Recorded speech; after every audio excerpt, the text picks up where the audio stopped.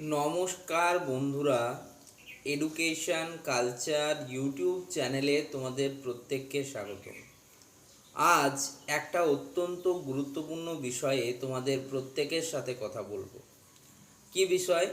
বিষয়টা হচ্ছে তোমাদের অলরেডি কিন্তু ওয়েস্ট বেঙ্গল আইটিআইয়ের যে মেরিট লিস্ট এবং র্যাঙ্ক কার্ড, ইন্ডিভিজুয়াল যে র্যাঙ্ক কার্ড সেটা কিন্তু পাবলিশ হয়ে গেছে।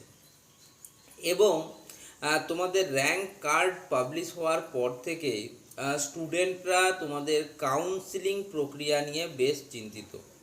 ঠিক আছে, তো কাউন্সিলিং প্রক্রিয়ার প্রথম ধাপ যেটা, সেটা হচ্ছে কিন্তু তোমাদের চয়েস ফিলিং। এবং সেই চয়েস ফিলিং প্রক্রিয়ার উপর নির্ভর করেই কিন্তু তোমাদের কাউন্সিলিং শুরু হয়।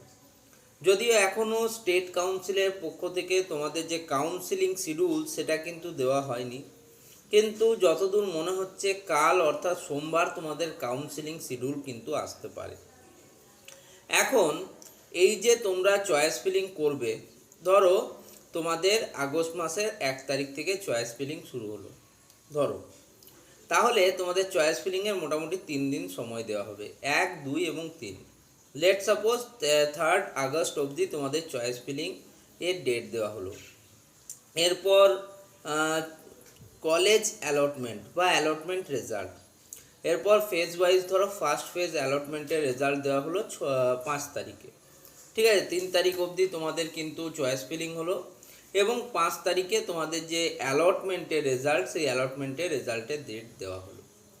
এবার 5 তারিখে যখন অ্যালটমেন্টের রেজাল্ট বেরোলো, তখন দেখা যাবে যে অনেক স্টুডেন্ট কিন্তু কলেজ পাবে না। কেন পাবে না? কারণ দেখো, ফার্স্ট ফেজ অ্যালটমেন্টে খুব কম সংখ্যক সিট নিয়ে কিন্তু তোমাদের কাউন্সিলিং অর্গানাইজ করা হয়। এটা হয়তো অনেকে এটার বিরূপ মন্তব্য দিতে পারে, কিন্তু আমার অ্যানালিসিস করা বা আমার দেখা যে নিয়মগুলো, আমি সেই নিয়মের কথা বলছি। যে সমস্ত স্টুডেন্টদের মোটামুটিভাবে 3,000 বা তার কম র্যাঙ্ক রয়েছে, সেই সমস্ত স্টুডেন্টদের বা এমনকি মানে জেনারেল ক্যান্ডিডেটদের বলছি 3,000, এসসি এসটি ক্যান্ডিডেটদের 10,000 পর্যন্ত, মানে এক কথায় ধরতে পারো যাদের 10,000 পর্যন্ত র্যাঙ্ক হবে, শুধুমাত্র তারাই কিন্তু দেখবে যে ফার্স্ট ফেজে সিট অ্যালটমেন্ট পেয়েছো। এর উপরের যে ক্যান্ডিডেটরা আছে তাদের ক্ষেত্রে সিট অ্যালটমেন্ট পাওয়া ফার্স্ট ফেজ কাউন্সিলিংয়ে একদম অসম্ভব একটা ব্যাপার। আমি যদি এই কথাটা মিথ্যে বলছি, রেজাল্ট বেরোবে, অ্যালটমেন্ট আসবে, দেখে নিও। ফার্স্ট ফেজ অ্যালটমেন্টে খুব কম সংখ্যক সিটের উপরেই কিন্তু তোমাদের কাউন্সিলিং করা হয়। যে যতই বলুক এই কথাটা, অন্ততপক্ষে 2021, 22, 23, 24, 25 এই বছরগুলোতে আমি ভালোভাবে অ্যানালাইজ করতে পেরেছি। যে ক্লোজিং র্যাঙ্কের কথা আমি তোমাদের বলি বা সবাই বলেন, সব ইউটিউবাররা বলে যে লাস্ট ইয়ার লেট সাপোজ যে দুর্গাপুর গভর্নমেন্ট আইটিআইয়ে 18,000 র্যাঙ্ক করে একজন স্টুডেন্ট ইলেকট্রিশিয়ান ট্রেড পেয়েছে। ঠিক আছে, এটা হয়তো আমি বললাম বা অন্য কোনো ইউটিউবার বা তোমাদের যিনি শিক্ষক রয়েছেন তারা বললেন। এবার হতে পারে সেই স্টুডেন্টটি 18,000 র্যাঙ্ক করে তোমার গভর্নমেন্ট আইটিআই দুর্গাপুরে সিট পেয়েছে, কিন্তু একটা জিনিস তোমাকে এখানে বুঝতে হবে যে সে কোন ফেজে সেই কলেজটি পেয়েছে, বা তারা সে spot counselling, mop up counselling না আইএমসি কোটা, এ সমস্তের আন্ডারে তারা কলেজটি পেয়েছে।